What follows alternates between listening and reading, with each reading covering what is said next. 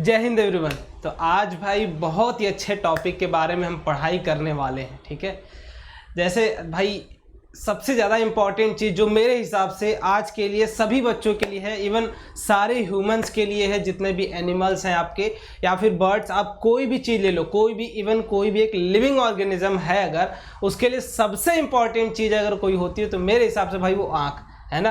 अगर आप आँख ही नहीं है आपके पास तो आप चीज़ें फील ही नहीं कर पाओगे, देख ही नहीं पाओगे। ठीक है, तो सबसे इंपॉर्टेंट चीज़ भाई मेरे हिसाब से तो आँख है। आप भी बताइएगा आपके हिसाब से क्या है आपके बॉडी पार्ट्स में ही, कि आपकी अगर कौन सी बॉडी पार्ट नहीं रहेगा तो आपके लिए सबसे ज़्यादा दुख होगा। ठीक है, मेरे हिसाब से तो अभी आँख है। तो आज आँख के बारे में ही, ह्यूमन आई के बारे में, हम और किसी की आई नहीं, ह्यूमन आई के बारे में बात करेंगे, बिकॉज यही हमारे 10th लेवल पे हमें पढ़ना है। ठीक है, तो चीज़ें एकदम स्टार्टिंग से होंगी, बेसिक से होंगी। अगर चैनल पे नए हो तो जाके पहले प्रीवियस कंटेंट्स को देखो जो तुम्हें दिए गए हैं, सारी चीज़ें पढ़ा दी गई हैं। कुछ एक्स्ट्रा टॉपिक्स हैं जो नहीं कवर किए गए थे, वो सीरीज चालू हो चुकी है हर सैटरडे।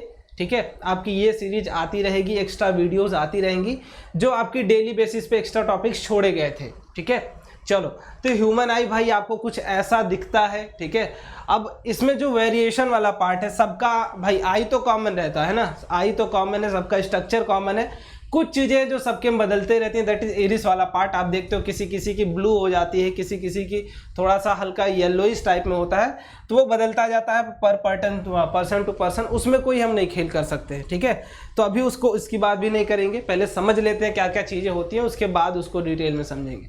ठीक है, अब देखो आगे बढ़ने से पहले एक छोटी सी डिटेल आप सभी लोगों के लिए जो हर क्लास में दी जाती है, बिकॉज ये आपके लिए ही है। ठीक है, टेस्ट सीरीज है भाई, आप अगर नए बच्चे हो तभी आप दे लो, पुराने हो तो वो तो स्किप कर सकते हैं, बिकॉज रिकॉर्डेड है वीडियो, तो उसमें कोई मैटर वाली बात नहीं है। ठीक है, चलो तो भाई ये टेस्ट सीरीज किन किन बच्चों के लिए ज़्यादा जरूरी है, ध्यान से समझो। जो NTSC की तैयारी कर रहे हैं, ठीक है, चाहे आप कहीं से भी कर रहे हो, कहीं से भी कर रहे हो, आपको अपने आप को टेस्ट जरूर करते रहना है बीच बीच में कि मैं कितना अच्छा कर रहा हूँ, मैं पढ़ाई अच्छा तो कर रहा हूँ, मैं जिसे हमें पढ़ाई जा रही है वो चीज़ें सही तो हैं, है ना।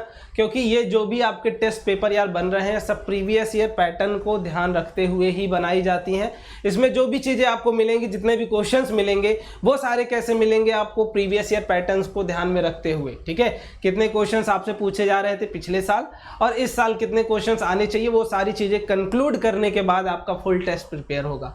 अभी स्टार्टिंग में आपको क्या मिलने वाला है, 7 पार्ट टेस्ट मिलने वाला है, जिसमें आपको ये सिखाया जाएगा भाई कि आपको पेपर बैठना कैसे है, पेपर में क्या क्या चीज़ें कैसे सॉल्व करनी होती है, कितना टाइम मैनेज करना होता है, कितने प्रॉब्लम कितने टाइम में आपको सॉल्व करना है। ठीक है, और मिस्टेक्स कितनी करनी है, कम करनी है, ज़्यादा करनी, कर रहे हो तो सुधारना कैसे है, वो सारी चीज़ें इसमें मिलेंगी आपको।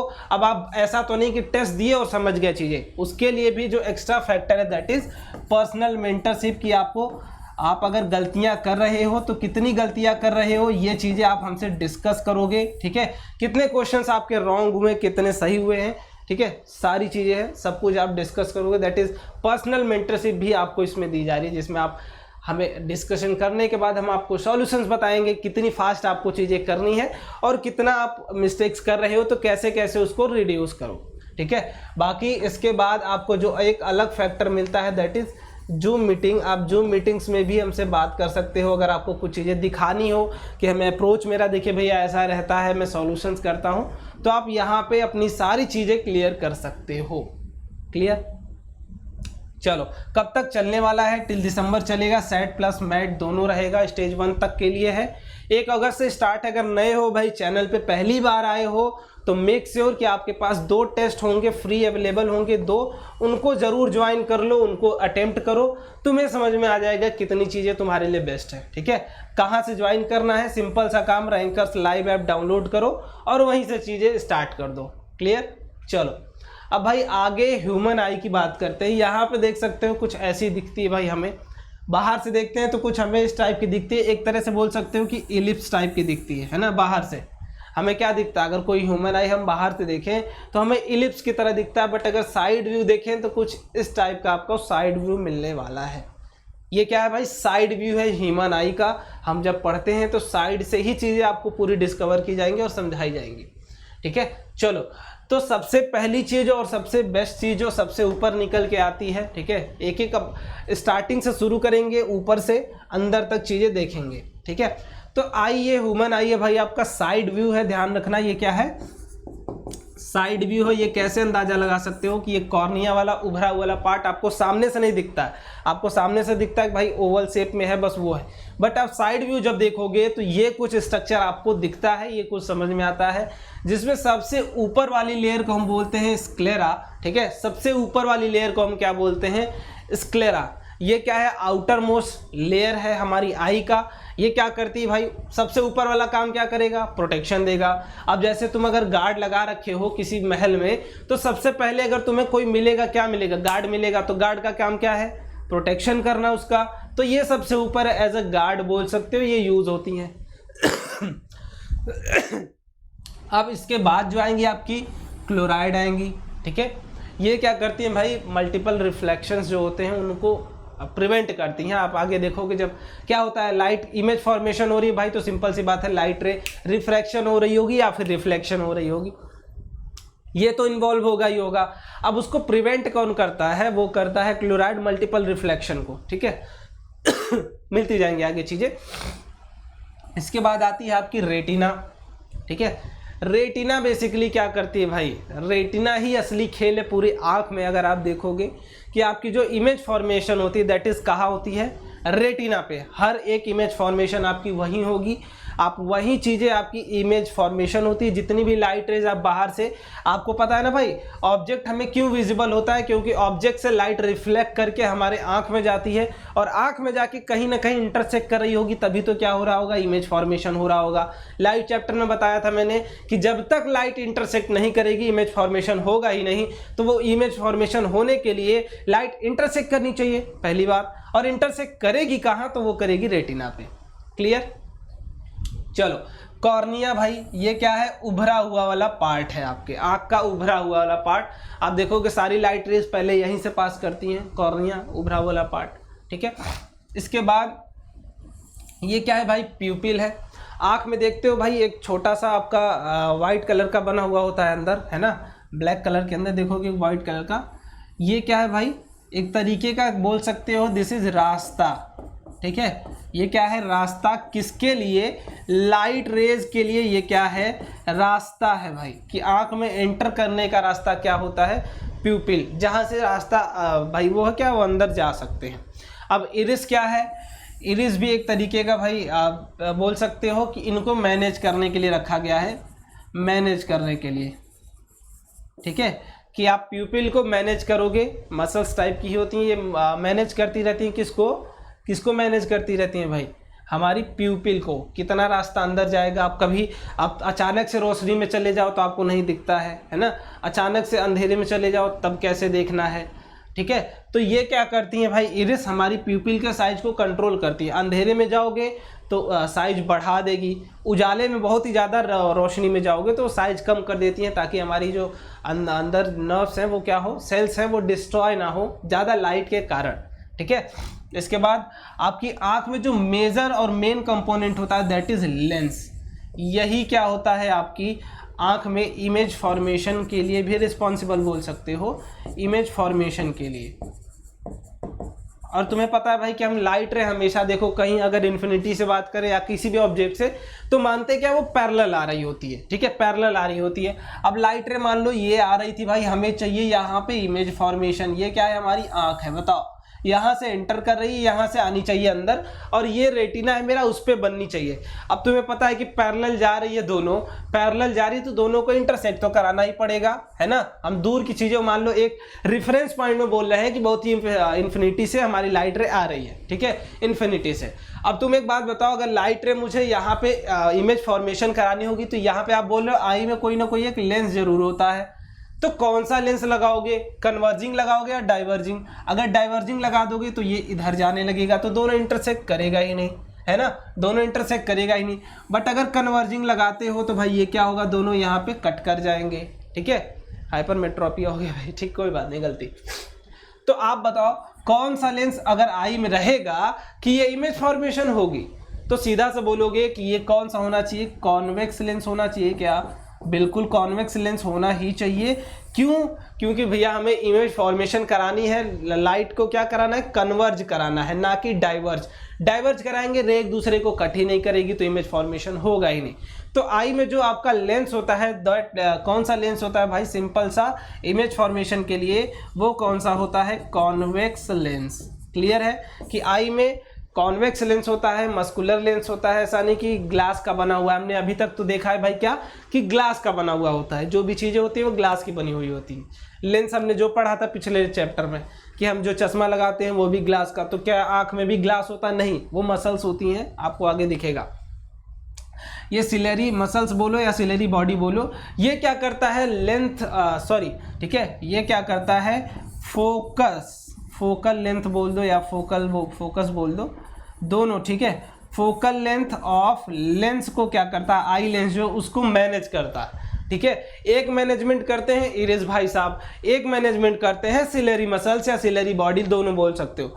इनका काम क्या है भाई, सिंपल सा कि फोकल लेंथ मैनेज करते रहते हैं। अब देखो हम वैरायटी ऑफ ऑब्जेक्ट्स देखते हैं, है ना, हम वैरायटी ऑफ ऑब्जेक्ट्स देखते हैं, हो सकता है कोई यहाँ रखा हो कोई वहाँ रखा हो, तो हमें क्लियर इमेज के लिए आपको क्या करना होगा, फोकल लेंथ को इधर उधर वेरी कराना पड़ेगा, क्योंकि हमें इमेज क्लियर देखना है, पास की हो दूर की हो, ठीक है, दोनों के लिए अलग अलग बातें हैं, ठीक है। तो सिलेरी मसल्स क्या करती हैं भाई, ये साइज ऑफ लेंस को कॉन्ट्रैक्ट करती हैं या एक्सटेंड करती हैं, दोनों चीज़ें ये मैनेज करती हैं, टोटल मैनेजमेंट इनके हाथ में।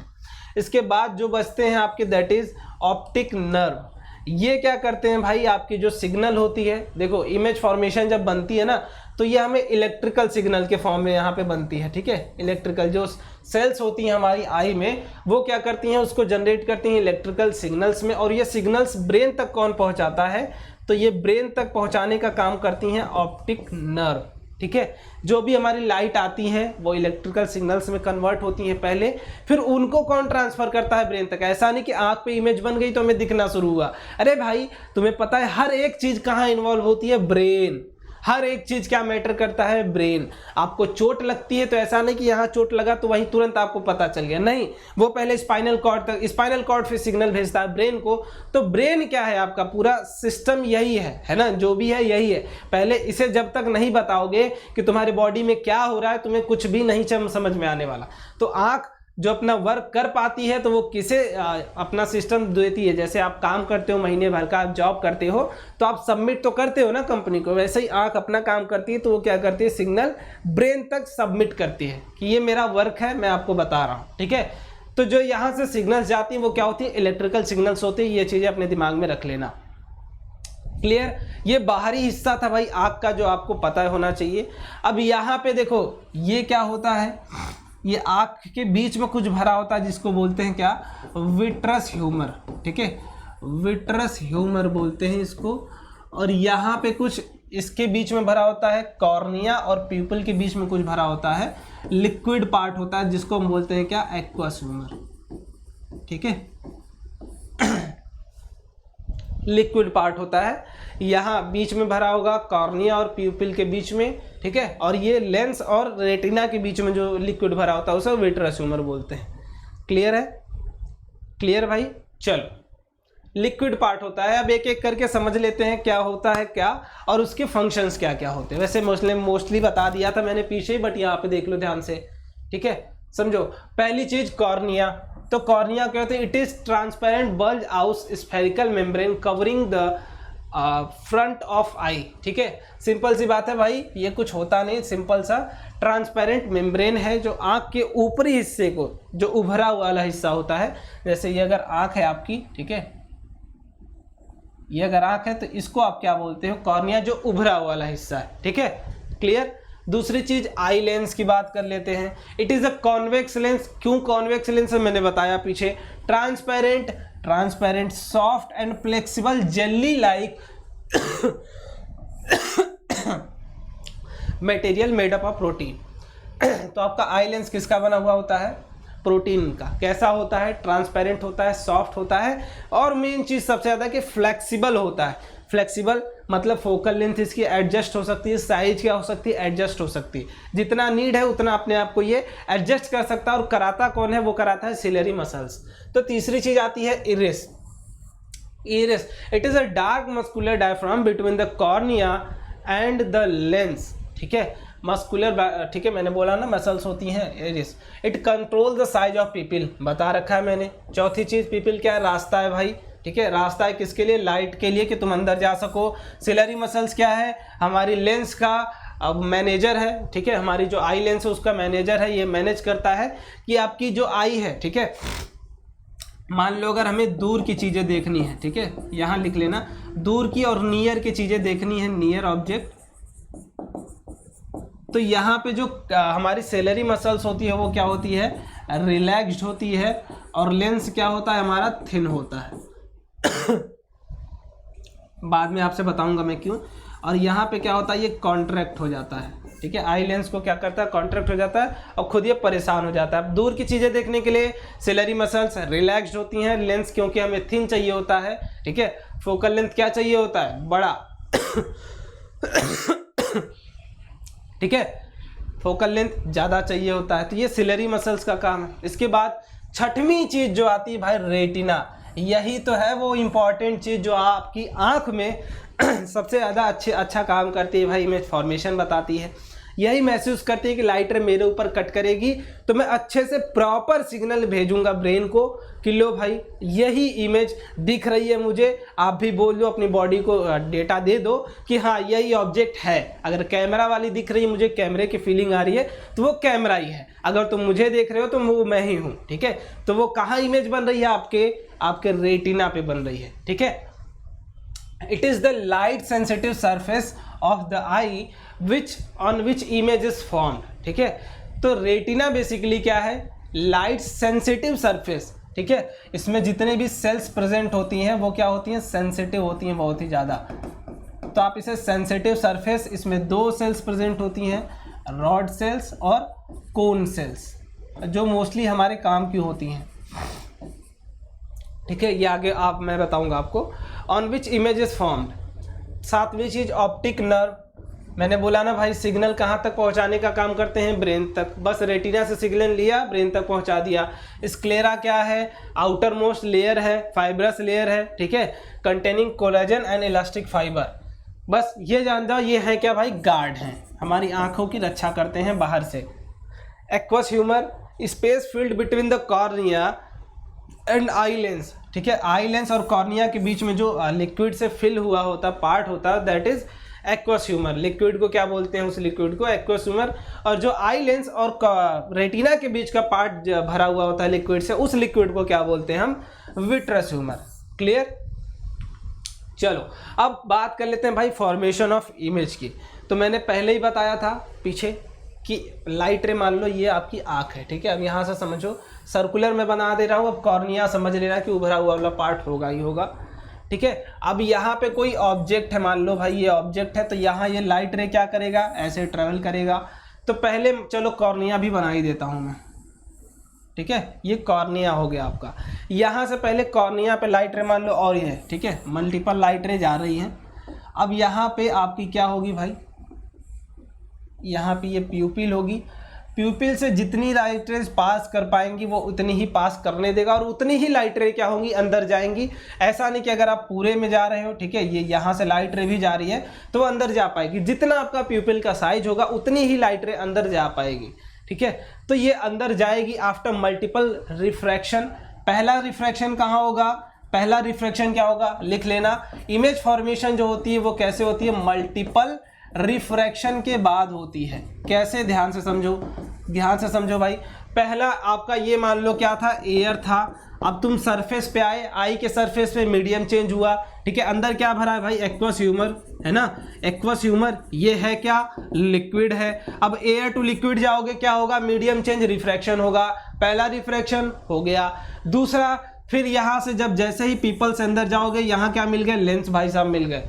अब लेंस में तुम्हें पता है भाई ये भी क्या है, ट्रांसपेरेंट मटेरियल है ना, किसका बना हुआ है, प्रोटीन का बना हुआ है। तो ये भी दूसरा मीडियम है। एक मीडियम कहाँ मिला, एक्वस ह्यूमर पे मिला, एक कॉर्निया पे मिला, एक कहाँ मिला आपका, लेंस पे मिला। अब लेंस पे भी दूसरा रिफ्रैक्शन होगा। इसके बाद आपका यहाँ भी क्या है भाई, विट्रस ह्यूमर, विट्रस ह्यूमर है ना, विट्रस ह्यूमर ये भी एक तरीके का लिक्विड ही है। तो 3-4 मतलब आपके पास मल्टीपल रिफ्रैक्शन के बाद क्या होती है, फॉर्मेशन ऑफ इमेज होती है। और वो होती कहाँ है, जितनी भी लाइट रेज अंदर जाती हैं वो कहाँ कट करती हैं, एक दूसरे को रेटिना पे कट करती हैं। और वो इमेज फॉर्मेशन कहाँ होती है, रेटिना पे होती है। क्लियर, वो कहाँ होती है, रेटिना पे होती है। अब आप मैंने बताया भाई जितनी भी लाइट रेज गई, ये जब इमेज फॉर्मेशन यहाँ करती हैं, ये जो सिग्नल देती हैं वो सिग्नल कौन से होते हैं, इलेक्ट्रिकल सिग्नल होते हैं, जो ऑप्टिक नर्व क्या करता है, चेंज करता है, ब्रेन को भेजता है, वो समझता है, इसको कन्वर्ट करता है समझने की भाषा में, लाइट सिग्नल में। वो समझता है कि ये इलेक्ट्रिकल सिग्नल है, इसको डिकोड करूंगा तब मुझे पता चलेगा आँख मुझे एक्चुअली दिखाना क्या चाहता है। क्लियर, आँख मुझे एक्चुअली दिखाना क्या चाहता है। ठीक है, चलो अब एक बात बताओ, ये लेंस आपका क्या है भाई, ये लेंस क्या है, कॉन्वेक्स। अब कॉन्वेक्स, अब तुम बताओ नेचर ऑफ इमेज क्या होगा, नेचर ऑफ इमेज। अगर तुम्हें लेंस पता है, नेचर ऑफ लेंस पता है, तो तुम नेचर ऑफ इमेज जरूर बता सकते हो, है ना। अगर तुम्हें नेचर ऑफ लेंस पता है तो तुम नेचर ऑफ इमेज जरूर बता सकते हो। बता सकते हो क्या? अब लेंस के केस में मैंने बताया था भाई कि जब भी राइट साइड इमेज बनती है, रियल बनती है ना। अगर रियल है, ठीक है, अगर रियल है भाई तो इन्वर्टेड हमेशा उसके पेयर में ही आएगा, है ना। रियल है तो इन्वर्टेड पेयर में ही आएगा। और कॉन्वेक्स लेंस हमेशा क्या बनाते हैं, आपके डिमिनिश्ड ही बनाते हैं। ठीक है, एक केस को छोड़ के बाकी सारे केसेस में डिमिनिश्ड इमेज ही बनती है आपकी। तो real, inverted and diminished nature of image बनता है हमारी कहाँ, रेटिना पे। क्लियर, क्लियर, चलो। कलर ऑफ ऑब्जेक्ट, अब देखो इमेज बनती कहाँ है, रेटिना पे। ये होती क्या है, बहुत ही सेंसिटिव होती है कलर को लेके, लाइट को लेके बहुत ही ज़्यादा सेंसिटिव होती है। इसमें दो मेजर आपके सेल्स होते हैं। पहली सेल्स जो होती है भाई रॉड सेल, और दूसरी सेल जो होती है दैट इज कोन सेल। ठीक है, रॉड सेल, सेल क्या होती है तुम्हें पता होगा भाई, सबसे छोटी structural and functional unit of life यही होती है। ठीक है, रॉड सेल, कॉन सेल, दो तरीके की सेल होती हैं आपके रेटिना में। अब ये काम क्या करती हैं, तो रॉड सेल का बस सिंपल सा काम क्या है भाई, ये काम करती है हमारी इंटेंसिटी ऑफ लाइट को चेक करने में। ठीक है, इनका काम बस छोटा सा है, इंटेंसिटी ऑफ लाइट में चेक करते हैं कि कितना लाइट ब्राइटर है और कितना क्या है डार्कर है। बस ये इनका काम है, छोटी सा काम, इंटेंसिटी ऑफ लाइट को चेक करेंगे। ठीक है, इनका कलर से कोई भी लेना देना नहीं है। ठीक है, कलर से कोई भी लेना देना नहीं है भाई, लेना देना नहीं है। क्लियर, ये कलर को डिटेक्ट नहीं करती हैं, ये कम सेंसिटिव होती हैं as compare to cone cell. ठीक है, बट कोन सेल बहुत ही ज़्यादा सेंसिटिव होती हैं, लिख लो हाईली सेंसिटिव, हाईली सेंसिटिव होती हैं। ये किस चीज़ को डिटेक्ट करती हैं, ये कलर ऑफ लाइट पे खेल खेलती हैं अपना। ठीक है, ये जो भी खेल खेलती हैं ये कलर ऑफ लाइट पे खेल खेलती हैं, उसको डिटेक्ट करती हैं कौन सा कलर है, कितनी ज़्यादा, और बहुत ही ज़्यादा सेंसिटिव होते हैं। छोटी सी भी लाइट पाएंगी तो ये एक्टिव हो जाती हैं। ठीक है, कोन सेल्स बहुत ही ज़्यादा सेंसिटिव होती है, ये बात ध्यान में रखना। ठीक है, ये बात ध्यान में रखना है भाई, सिंपल सा। अब यहाँ पे मैंने एक क्वेश्चन भी आप लोगों से छोटा सा पूछा था पिछले कुछ दिनों में कि जो चिकन्स होते हैं वो ह्यूमन से पहले क्यों जग जाते हैं, क्योंकि उनके पास क्या होता है भाई, नंबर ऑफ कोन सेल्स ज़्यादा होती हैं in compare to rod cells than human. ठीक है, नंबर ऑफ कोन सेल्स ज़्यादा होती हैं, वो हाईली सेंसिटिव होते हैं, उनकी आंखों पे सबसे पहले ही रोशनी पड़ती है। ड्यू टू दैट वो फील कर लेती हैं भाई, तुरंत कोन सेल्स एक्टिव हो जाती हैं उनके और सो नहीं पाते हैं वो। ठीक है, तो इसीलिए जल्दी उठते हैं। तो रीज़न बहुत ही छोटा सा और प्यारा सा है। चलो आगे भाई, अब एक छोटा सा क्वेश्चन है। ठीक है, छोटा सा क्वेश्चन है, ट्राई कर लेंगे सारे लोग जल्दी जल्दी। प्यारा सा क्वेश्चन है भाई, पार्ट ऑफ आई, इधर कुछ पार्ट दिए और फंक्शन उनका दे रखा है, बस मिलाना है आप लोगों को और कुछ भी नहीं करना है। सिंपल सिंपल सा काम है, जल्दी जल्दी शुरू हो जाओ।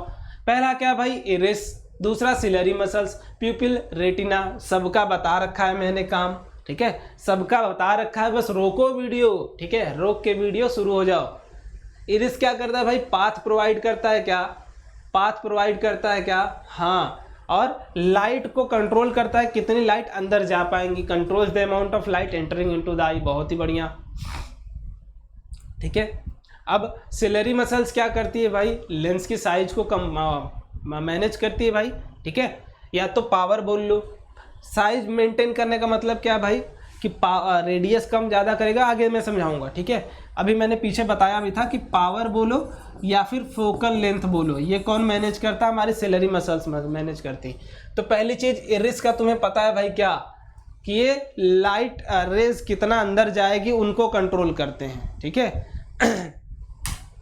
मतलब बेसिकली ये इरिस होते क्या है भाई, कितनी लाइट रे अंदर जाएगी बस, ठीक है। ये रास्ता होते हैं ना, होल होता है। अब सिलरी मसल्स ये पावर ऑफ आई आपका डिसाइड करते हैं कितना ज़्यादा कम रहना चाहिए या ज़्यादा रहना चाहिए। कम ज़्यादा जिस हिसाब से रहेगा उस हिसाब से लेंस को मैनेज करते हैं आँखों की, ठीक है। आँख की लेंस होती है, उनको बड़ा करेंगे, छोटा करेंगे, थिन कर देंगे या थिक कर देंगे, दो काम इनका होता है सिलरी मसल्स का। प्यूपिल का काम क्या भाई, बेसिकली ये इरिस को ही तो मैनेज करते हैं, है ना। नहीं सॉरी, इरिस ही तो प्यूपिल, सॉरी इरिस क्या करता है, प्यूपिल को मैनेज करता है। ये क्या है आपका रास्ता। अब रेटिना क्या है भाई, ठीक है। रेटिना क्या है, सिंपल सा, जहाँ इमेज बनती है। अब देखो क्या क्या हमें मिलाना है भाई, तो रेटिना की बात करें तो ये क्या है भाई, senses the real image, clear है, सेंसेस द रियल इमेज। अब दूसरी चीज़ कि हाँ दूसरी चीज़ इरिस, तो आप बोलोगे it controls the size of प्यूपिल, clear, iris का भी क्लियर हो गया। प्यूपिल it controls the amount of light, और सिलरी मसल्स का काम क्या भाई, control the power of lens. अब मिला लो कौन सा सही है भाई, चौथे का हुआ बी, चौथे का हुआ बी, कौन सा, ये बस एक ही पकड़ लो, सही। देखो ऐसे क्वेश्चंस में जो तुम्हें आते हो पहले उन्हें ट्राई किया करो, ठीक है। अगर तुम्हें रेटिना आ रहा है तो पहले रेटिना को चेक कर लो, ठीक है। अगर तुम्हें प्यूपिल आ रहा है तो पहले प्यूपिल का मिला लो, पहले जो आ रहा है तुम्हें वो मिला लो, बाकी सारे ऑप्शन चेक कर लोगे तो कोई ना कोई एक जरूर फंस जाएगा, ठीक है। चलो आगे, एक छोटा सा image form by eye lens on retina is. अब बताओ, ये भी अब मैंने बताया है पीछे, ऐसे ही क्वेश्चंस आपसे इस चैप्टर से पूछे जाते हैं मोस्टली, ठीक है। The image form by the eye lens on the retina is, जो हमारी इमेज फॉर्मेशन होगी रेटिना पे ड्यू टू आई लेंस, वो कैसी होगी, तो अभी मैंने बताया रियल होगी, इन्वर्टेड होगी और डिमिनिश्ड होगी, बताया ना मैंने। ये नेचर ऑफ लेंस पे ही डिपेंड करता है। तो नेचर ऑफ लेंस क्या है भाई आपका, कॉन्वेक्स लेंस।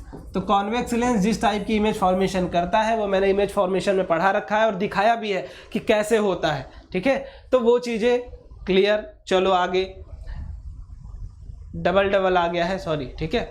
अब आगे कुछ टर्म्स हमें पढ़ने रिलेटेड टू ह्यूमन आई, ठीक है। रिलेटेड टू ह्यूमन आई हमें कुछ चीज़ें पढ़नी है।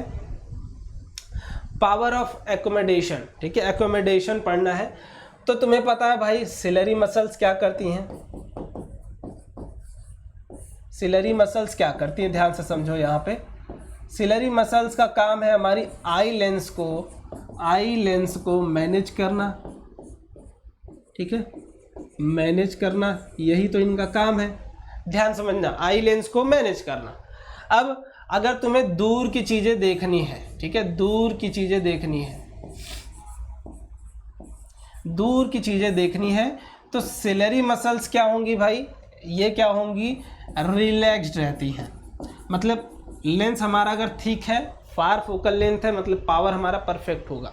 देखो पावर क्या होता है भाई, बेसिकली 1/f है ना। तो जितना ज़्यादा दूर की चीज़ हमें दिखनी है पावर उतनी ही क्या होगी, कम होनी चाहिए, बढ़िया होनी चाहिए। तो ये रिलैक्स्ड होती हैं, जितना ही आपका ये होगा लेंस क्या होगा, यहाँ पे ध्यान समझना, लेंस होगा थिन। अब देखो यहाँ पे दो चीज़ें समझने वाली बात है, एक तो कर्वेचर, पहले अगर लेंस आपका अगर थिन होता है, ये लेंस होता है, और एक लेंस ये पकड़ो, ठीक है। अब आँख यहाँ बनाना होता तो ज़्यादा, अब तुम समझो अगर मुझे थिन टू थिक आना होगा तो सिलरी मसल्स यहीं से तो काम करती है, ठीक है। इसे क्या होगा, कॉन्ट्रैक्ट करना होगा, इसे दबाना पड़ेगा, तभी तो ये बीच में से ये कर्वेचर इधर उधर आएगा। अगर नॉर्मली ये क्या होगा, नॉर्मल अगर रिलैक्स्ड है तो लेंस आपका क्या होगा, थिन होगा, ठीक है। नॉर्मल अगर रिलैक्स्ड है तो लेंस आपका थिन होगा। अगर ये कॉन्ट्रैक्ट हो जाती हैं, ठीक है, कॉन्ट्रैक्ट हो जाती हैं आपकी लेंस, अगर आपको पास की चीज़ें देखनी है तो फोकल लेंथ को मैनेज करना पड़ेगा। मतलब पहले फोकल लेंथ थी ज़्यादा, ठीक है, फोकल लेंथ थी क्या, फोकल लेंथ थी ज़्यादा, बाद में क्या हो गई, फोकस को क्या करना पड़ा, कम करना पड़ेगा, क्योंकि इमेज आपको पास ले आनी है तो फोकस को भी शिफ्ट कराना होगा। ठीक है, जितना ज़्यादा फोकस पास लाओगे उतना ज़्यादा क्लियर इमेज आपको दिखेगी। तो पास की चीज़ें देखने के लिए हमें क्या करना पड़ता है, लेंस को थिक बनाना पड़ता है, और थिक बनाने के लिए सिलरी मसल्स को क्या होना होगा, कॉन्ट्रैक्ट करना पड़ेगा। ड्यू टू कॉन्ट्रैक्शन जो कर्वेचर है वो क्या हो जाता है, एक्सपेंड हो जाता है, और रेडियस ऑफ कर्वेचर क्या हो जाएगा, कम हो जाएगा लेंस का। ठीक है, अब देखो यहाँ पे दो चीज़ें, मैं एक चीज़ इधर समझा देता हूँ। ठीक है, थिन लेंस ध्यान से समझो, ये अगर थिन लेंस है, ठीक है, ये थिन लेंस है, तो इसका कर्वेचर मान लो यहाँ कुछ लाई कर रहा था। ठीक है, सॉरी, यहाँ कुछ लाई कर रहा था। चलो इसको थोड़ा सा मैं अलग तरीके से समझाने की कोशिश करता हूँ, ध्यान से समझना भाई। ठीक है, ये अगर थिन लेंस है तुम्हारा, ठीक है, ये अगर थिन लेंस है तो इसका रेडियस ऑफ कर्वेचर कुछ यहाँ लाई कर रहा है। बट अगर तुम ये थिक लेंस लेते हो तो इसका रेडियस ऑफ कर्वेचर क्या होगा भाई, यहीं, क्योंकि इसका कर्वेचर तो इतना दूर जा रहा है, बट ये क्या है, यहीं पे सर्कुलर बन रहा है। ध्यान से समझो, जितना ज़्यादा पतला लेंस होगा कर्वेचर उतना लंबा होगा और रेडियस उतनी ही दूर जाना है। यहाँ बन नहीं रहा है इसलिए मैं इसको और इधर शिफ्ट करके देखोगे, जितना ज़्यादा पतला लेंस कर्वेचर उतना लंबा, और आपकी जो रेडियस होगी वो उतनी बढ़ जाएगी सर्कल की। ठीक है, और जितना ही मोटा लेंस रेडियस क्या होगी उतनी ही कम हो जाएगी, और रेडियस कम होने की वजह से क्या होगी, फोकल लेंथ भी क्या हो जाती है, कम हो जाती है। वो होती क्या है, r/2 ही तो होती है है ना। जितना ज़्यादा मोटा लेंस रेडियस उतनी कम, उतनी ही फोकल लेंथ कम होगी। तो हमारी जो भाई अगर पास की चीज़ें देखनी है तो पास की चीज़ें के लिए फोकस शिफ्ट करना होगा, लेंस का शिफ्ट करना होगा। Due to that ciliary muscles क्या होती हैं, कॉन्ट्रैक्ट करती हैं, और कॉन्ट्रैक्ट करने की वजह से क्या होगा, फोकल लेंथ भी हमारा क्या होता है, चेंज होता है। तो एकोमोडेशन क्या होता है भाई, एबिलिटी ऑफ, ठीक है, एबिलिटी ऑफ आई बोलो या सिलरी मसल्स बोलो, to change its focal length. ठीक है, to manage its focal length, यही क्या होता है, सिंपल सा एकोमोडेशन। ठीक है, कि कितनी ज़्यादा आपकी आँख आप चेंज करती है अपने आप को, कितना ज़्यादा बढ़िया से एडजस्ट करती है फोकल लेंथ, चीज़ों को क्लियर देखने के लिए। ठीक है,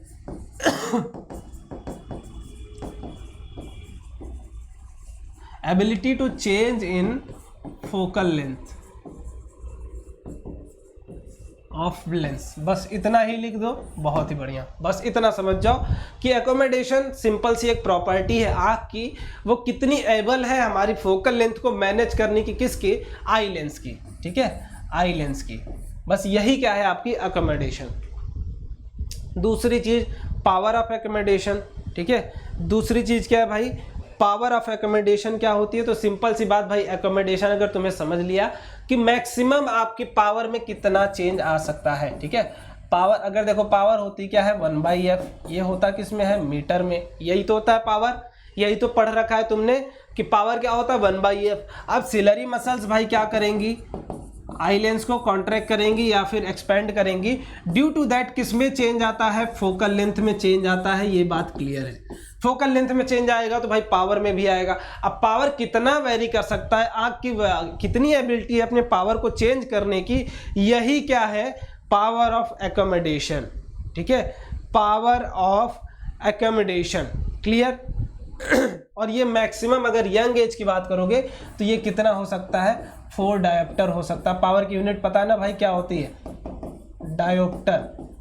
ठीक है, मैक्सिमम यंग आई की बात करोगे, नॉर्मल हेल्दी आई की, तो ये 4 डायोप्टर होती है। क्लियर, तो लिख लेना ability to change its power. ठीक है, आई लेंस की पावर बोलो या आई की पावर, कितनी एबिलिटी है, कितना वो चेंज कर सकता है, यही क्या होती है, पावर ऑफ एकोमोडेशन। ठीक है, दूसरी चीज फार आई ऑफ द पॉइंट, तो नाम से ही क्लियर हो रहा होगा कि आंख का सबसे वो दूर वाला पॉइंट जहां तक वो क्लियर देख सकता है। ठीक है, तो वो दूर वाला पॉइंट जहां तक क्लियर देख सकता है, तो नॉर्मल आई की बात करें, फॉर नॉर्मल आई, अब देखो डेफिनेशन नहीं दिखा रहा हूं मैं, ये इन्फिनिटी होती है।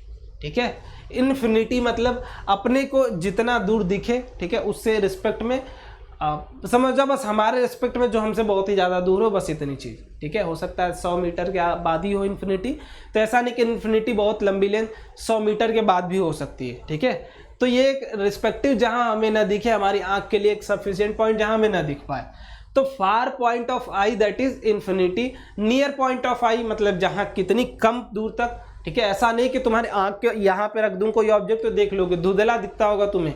अगर यहाँ पे भी ऑब्जेक्ट ला के देखोगे, कोई ऑब्जेक्ट ला के देखो यहाँ, तो धुंधला दिखेगा, तुम्हें क्लियर नहीं दिखेगा। मतलब नियर भी कोई एक लिमिटेड पॉइंट होगा जहाँ तक हम देख सकते हैं, उसके पहले नहीं देख सकते हैं। एक दूर पॉइंट जिसके बाद हम नहीं देख सकते, एक पास पॉइंट जिसके पहले नहीं देख सकते हैं। तो दूसरी चीज क्या है भाई, for normal I that is infinity, और जो नियर पॉइंट है वो क्या होती है, 25 सेंटीमीटर होती है। मतलब आपको अगर क्लियर इमेज देखनी है तो अपने आंख से 25 सेंटीमीटर बाद कोई ऑब्जेक्ट अगर रखते हो तो वो नियर पॉइंट होगा। आपकी नॉर्मल आई के लिए, बढ़िया हेल्दी आई के लिए 25 सेंटीमीटर होगा, ठीक है। परसिस्टेंस ऑफ आई विजन, तो एक बात बताओ, कोई भी ऑब्जेक्ट तुम देखते हो, ठीक है, मान लो तुमने टी टाइम तक देखा, ठीक है, टी टाइम तक देखा, टी सेकेंड तक तुमने उस ऑब्जेक्ट को देखा, तो तुम आंख अगर बंद करते हो तो तुम्हारी आंख में वो इमेज बनी रहती है क्या, कुछ देर तक इमेज बनी रहती है क्या, कुछ देर तक। ध्यान से एक बार देखो, मैं तुम्हारे आंखों में दिखूंगा कुछ देर तक, है ना। बोला जाता आंख बंद करके सोचो कौन दिख रहा, मैं दिखूंगा। ध्यान से देखो, ध्यान से देखो, कुछ देर बाद आंख बंद करके देखो, मैं दिखूंगा, दिखा। हाँ, तो ये क्या होता है, 1/16 इंटू जितना टाइम तक तुमने देखा है, यही क्या होता है, परसिस्टेंस ऑफ विजन। जितना टाइम तुमने देखा है इंटू 1/16 कर दोगे तो उतनी देर तक आपकी इमेज में क्या होती है, वो आंखों में इमेज बनी रहती है, उतनी देर तक फील आती है, हाँ ये चीज़ है, कैमरा था। फिर धीरे धीरे आप भूल जाओगे, ठीक है, वो इमेज हट जाती है। जैसे मैं यहाँ पे बार बार कैमरे को देख रहा हूँ, तो मैं आंख अगर बंद करता हूँ तो मुझे कैमरा ही दिखेगा, कितने टाइम तक, जितने टाइम तक मैं कैमरे को देखा था, इंटू 1/16। क्लियर। चलो, अब वो पढ़ने से पहले एक छोटा सा चीज और यहाँ पे जान लेते हैं कि हम क्यों, ठीक है, हम क्यों भाई दो आंख से देखते हैं, हम एक आंख से क्यों नहीं देख पाते, है ना। बोला जाता है आपको एक आंख से देखने के लिए। तो जब आपके पास दो आंख है, ठीक है, ध्यान से समझना, ये दो आंख है आपके पास, इतनी अच्छी तो ड्राइंग नहीं मेरी, तो एक आंख से मान लो ये है आपका, ठीक है, यहाँ तक, और ये टोटल कितना है, 150 डिग्री, ठीक है। मतलब आप एक आंख से जो आपकी रेंज है पूरी चीज़ें देखने की, वो कितनी है, 150 डिग्री ओनली, ठीक है। अगर आपको बोला जाए एक आंख से ही देखना है, ठीक है, हम दो आंख से क्यों देखते हैं, क्यों ना एक आंख से, तो 150 डिग्री, बाकी का जो 30 डिग्री और देखना होता है, ये वाला 30 डिग्री, ये कौन हेल्प करता है, ये वाली आई हेल्प करती है। तुमने देखा होगा, वॉर मूवी देखा है ना, टाइगर श्रॉफ वाली वॉर मूवी देखा तुमने, उसकी एक आंख खराब होती है तो इधर से शूटर को डिटेक्ट नहीं कर पाता है ना। तुम अगर चाहो तो एक आंख बंद करके देखना, इधर वाली चीज़ें नहीं दिखेंगी तुम्हें, ठीक है, इसके बाद वाली चीज़ें इधर जो है नहीं दिखेंगी, बट ये खोलोगे तुरंत ये वाली चीज़ें दिखने लगेंगी। मतलब एक आंख से तुम कितनी डिस्टेंस देख सकते हो, कितना एंगल, कितना रेंज देख सकते हो, दैट इज 150 डिग्री सिर्फ देख सकते हो, उससे ज़्यादा नहीं देख सकते हो, ठीक है। अगर एक आंख से तुमसे बोला जाए देखने के लिए तो तुम कितना देख पाओगे, सिर्फ 150 डिग्री। और अगर तुम्हें दोनों आंख दे दिया जाए, ठीक है, दोनों आंख दे दिया जाए, तब क्या देख पाओगे, 180 डिग्री। अब कुछ गधे बोलेंगे 360 देखना, अरे भाई इसके पीछे का थोड़ी नहीं देख पाओगे, अपने पीछे का, उसके लिए घूमना पड़ेगा तुम्हें, ठीक है, 360 के लिए पीछे घूमना पड़ेगा। क्लियर। तो इतनी बात नॉर्मल वाली क्लियर हो गई होगी। अब आती है बात भाई डिफेक्ट ऑफ विजन पे, ठीक है। तो बेसिकली जो आंखों में डिफेक्ट होते हैं वो 3 तरीके के होते हैं, ठीक है। पहला होता है मायोपिया, जिसको हम और बोल सकते हैं क्या, शॉर्ट साइटेडनेस। क्या होता है इसकी बात करेंगे, ठीक है, घबराना नहीं है किसी को भी, घबराओगे तो काम नहीं हो पाएगा। ये क्या होता है, हाइपरमेट्रोपिया। दूसरा होता है हाइपरमेट्रोपिया, ये एक तरीके का डिफेक्ट होता है। बाई डिफेक्ट है तो तुमको पता ही होगा कि मेरे आंख में अगर कुछ डिफेक्ट आएगी तो मुझे दिखेगा नहीं, है ना, कुछ प्रॉब्लम हो सकती है देखने में, तो ये डिफेक्ट वाली बात यहाँ से आती है। तीसरी चीज आती है दैट इज प्रेसबायोपिया, ठीक है, प्रेसबायोपिया, इसकी भी बात आगे करेंगे। तो 3 डिफेक्ट आपके मेजरली देखे जाते हैं, पहला मायोपिया, या फिर शॉर्ट साइटेडनेस, या फिर हाइपरमेट्रोपिया, या लॉन्ग साइटेडनेस। मैंने बताया था कि मैं कैसे चीज़ों को रिमेंबर करता हूँ, स्पेलिंग छोटी है तो ये शॉर्ट साइटेडनेस, स्पेलिंग अगर बड़ी है तो ये लॉन्ग साइटेडनेस। क्लियर, ठीक है। चौथा तो प्रेसबायोपिया, वो खुद ही अलग है। तो सबसे पहली चीज जो आती है शॉर्ट साइटेडनेस, ठीक है, शॉर्ट साइटेडनेस, जो सिंपल सी बात आती है भाई, वो क्या, शॉर्ट साइटेडनेस या फिर मायोपिया। अब देखो, नियर ऑब्जेक्ट, नियर, ठीक है, शॉर्ट को तुम और नियर से भी समझ सकते हो, मतलब तुम नियर वाली, नियर ऑब्जेक्ट जितनी भी चीजें हैं वो तुम क्या देखोगे, क्लियर देखोगे, बट जितनी भी फार ऑब्जेक्ट होंगे, ठीक है, फार ऑब्जेक्ट होंगे वो क्या तुम्हें नहीं दिखेंगे, ठीक है। मतलब जितनी भी तुम पास वाली चीजें होंगे वो तुम देख लोगे, लेकिन दूर की चीजें नहीं देख पाओगे, तुम्हें प्रॉब्लम होगी। अब ये देखो, रिमेंबर करने के लिए सिंपल सा कॉन्सेप्ट भाई, कि स्पेलिंग छोटी तो नियर, मतलब पास वाली चीजें दिखेंगी, स्पेलिंग छोटी तो पास वाली चीजें दिखेंगी, अगर स्पेलिंग बढ़ जाती तो दूर वाली चीजें दिखती, ठीक है। अब ये बताओ इसके रीजन क्या क्या हो सकते हैं, तब तक मैं पानी पी लेता हूं भाई।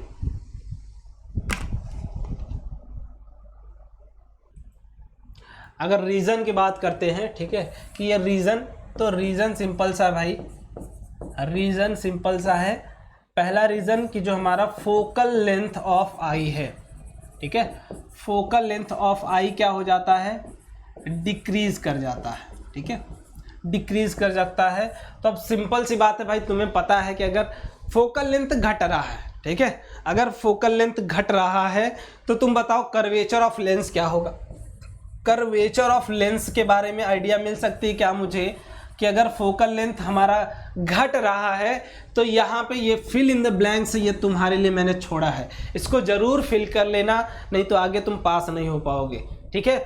दूसरी चीज़ क्या है भाई, जो लास्ट चीज़ आती है कि आपकी क्यों है ये, ठीक है, तो आई बॉल में क्या हो जाता है, इलोंगेशन हो जाती है, सिंपल सी इलोंगेशन इन आई बॉल, ठीक है। तो 3 रीजन है इसके। अब देखो, जब मायोपिक आई है तो यहाँ पे एक बेटर सा आइडिया ले लो कि यहाँ पे होता क्या है एक्चुअली। जो फील ये समझो कि जब लाइट रे आपकी दूर से आती है तो उसकी इमेज फॉर्मेशन कहाँ हो जाती है, रेटिना से पहले ही हो जाती है, ठीक है, रेटिना से पहले ही हो जाती है। अब तुम्हें पता है भाई, जितना ज़्यादा पावर होगा उतना ज़्यादा वो क्या करेगा, कॉन्ट्रैक्ट करेगा। ध्यान से समझो कैसे। देखो, लेंस का काम क्या होता है भाई, सॉरी पेन चेंज कर लेता हूं मैं। लेंस का काम क्या होता है, सिंपल सा समझो। लेंस का काम होता है, अगर कॉन्वेक्स लेंस है तो ये कन्वर्जिंग का काम करेगा, सिर्फ कन्वर्जिंग का। ध्यान से समझना, कन्वर्जिंग का, ये आपका कॉन्वेक्स लेंस है। अब वहां पे मैंने बोला फोकल लेंथ घट जा रहा है तो पावर क्या होता है, 1/f इन मीटर होता है, यही तो होता है। अब तुम एक बात बताओ, फोकल लेंथ क्या हुआ, घट गया, फोकल लेंथ क्या हुआ, घट गया, घट गया, तो पावर क्या हो जाएगा, बढ़ जाएगा। फोकल लेंथ क्या हुआ, घट गया, तो पावर क्या हो जाएगा, बढ़ जाएगा, बिकॉज इनवर्सली रिलेशन है, इनवर्स का रिलेशन है, ध्यान से समझना। और पावर जितना बढ़ेगा, लेंस की ताकत क्या है भाई, पावर तुम बात करते हो ना, तो लेंस की पावर क्या है भाई, कि वो लाइट को कितना कन्वर्ज या कितना दूर तक डाइवर्ज कर सकता है, ठीक है। ये है क्या, कन्वर्जिंग लेंस, मतलब जितनी पावर बढ़ाओगे वो उतना अच्छा कन्वर्ज करेगा लाइट रे को। तो अगर फोकल लेंथ कम हुई तो पावर क्या हो गई, बढ़ गई, मतलब लाइट को वो ज़्यादा कन्वर्ज कर देगा, है ना। बॉडी बिल्डर की पावर क्या है भाई, कि वो आपको पटक सकता है। वैसे लेंस की पावर क्या है, लाइट को कन्वर्ज या डाइवर्ज कर सकता है अकॉर्डिंग टू दियर नेचर। वो नेचर कैसा है लेंस का, ये, ठीक है। तो यहाँ पे लेंस का नेचर तो है कन्वर्जिंग, तो जितना ज़्यादा पावर तुम बढ़ाओगे बाबू, उतना ज़्यादा लेंस क्या होगा, लाइट रे को कन्वर्ज करता जाएगा, ठीक है। पहले मान लो यहाँ पे था, अगर तुमने और पावर बढ़ा दिया तो और कन्वर्ज कर दिया, ठीक है। तो वही केस तो पीछे हुआ है, वही केस तो पीछे हुआ है कि इमेज बनानी थी यहाँ पे, इमेज बनानी थी वहाँ पे, बट उसने क्या किया भाई, उसने क्या किया, और ज़्यादा कन्वर्ज करके इमेज बना दिया है यहाँ पे, ठीक है। मतलब इसमें अगर आपसे पूछा जाए इमेज फॉर्मेशन कहाँ होती है, तो आप सिंपल सी बात क्या बोलोगे कि बिफोर रेटिना, ठीक है। इमेज फॉर्मेशन क्या होती है, डिफेक्टेड आई के केस में, ठीक है, मायोपिक आई के केस में इमेज फॉर्मेशन कहाँ होती है, बिफोर रेटिना। लिख लेना, कॉपी में लिख लेना ध्यान से, बिफोर रेटिना होती है। Clear, before retina. चलो बहुत ही अच्छी बात है। अब देखो हमें करना क्या है भाई, लाइट रे को ऊपर की तरफ ले जाना है ना, जो लाइट रे पहले ही घट गई थी, तो हमें लाइट रे को यहाँ एक्चुअली में गिराना है। ध्यान से समझो, तो हम लाइट रे को क्या करेंगे, और इधर की तरफ, बाहर की तरफ मोड़ दें। अगर बाहर की तरफ अगर मोड़ दें तो लाइट हमें रेटिना पे गिरानी है, ये बात क्लियर है। देखो इमेज फॉर्मेशन के लिए लाइट रे कहाँ कन्वर्ज होनी चाहिए, रेटिना पे। तो पहले ही हो गई, तो हमें लाइट रे को क्या कराना है, ये थी, और दूर लेके जाना है, ताकि और दूर क्या हो दूर इमेज फॉर्मेशन हो, ठीक है। तो रेटिना पे गिराने के लिए अब आपको पता है भाई कन्वर्जिंग लेंस अगर आगे लगाएंगे और कन्वर्ज कर देगा, हमें तो कराना है दूर, थोड़ा सा दूर अगर जाता दोनों वहां कट जाते तो बहुत ही अच्छा काम होता। तो भाई लगाएंगे क्या, डाइवर्जिंग लेंस लगाओगे। कौन सा लेंस लगाओगे, डाइवर्जिंग लेंस लगाओगे ना। तो अगर आपको करेक्शन के लिए बोला जाए कि करेक्शन क्या करना है, तो आपको करना क्या है, सिंपल सा कन्वेक्स कॉन्केव लेंस का यूज करना है बिफोर आई। आप जो चश्मा लगाते हो उसमें कौन सा लेंस लगाना पड़ेगा, आपको कॉन्केव लेंस लगाना पड़ेगा। अगर आप मायोपिक आई से डिफेक्टेड हो, मायोपिक आई है आपकी, ठीक है, अगर आप मायोपिक आई से डिफेक्टेड हो तो आपको कौन सा लेंस लगाना पड़ेगा, कॉन्केव लेंस। बिकॉज आपकी इमेज फॉर्मेशन रेटिना से पहले हो जा रही है, तो आपको रेटिना पे कराने के लिए लाइट रे को थोड़ा सा डाइवर्ज कराना पड़ेगा हल्का सा, और ड्यू टू दैट हम देखते हैं जितनी पावर रिक्वायर्ड होती है उतनी पावर का लेंस लगा लेते हैं। ठीक है, पावर तुम्हें पता है ना, सिंपल सी बात, ताकत, लेंस की ताकत क्या है, लाइट को कन्वर्ज या डाइवर्ज कराने की। तो जितना ज्यादा पावर उतना कन्वर्ज या उतना ज्यादा डाइवर्ज कराएगी। क्लियर। तो कॉन्केव लेंस यूज करते हैं कहाँ, करेक्शन ऑफ मायोपिक आई में। चश्मे में कौन सा लेंस लगाओगे, कॉन्केव लेंस। या फिर अगर तुम आंख में ही लेंस बैठवा रहे हो तो कौन सा लेंस लगवाओगे, कॉन्केव लेंस। अब हाइपरमेट्रोपिया की बात करो,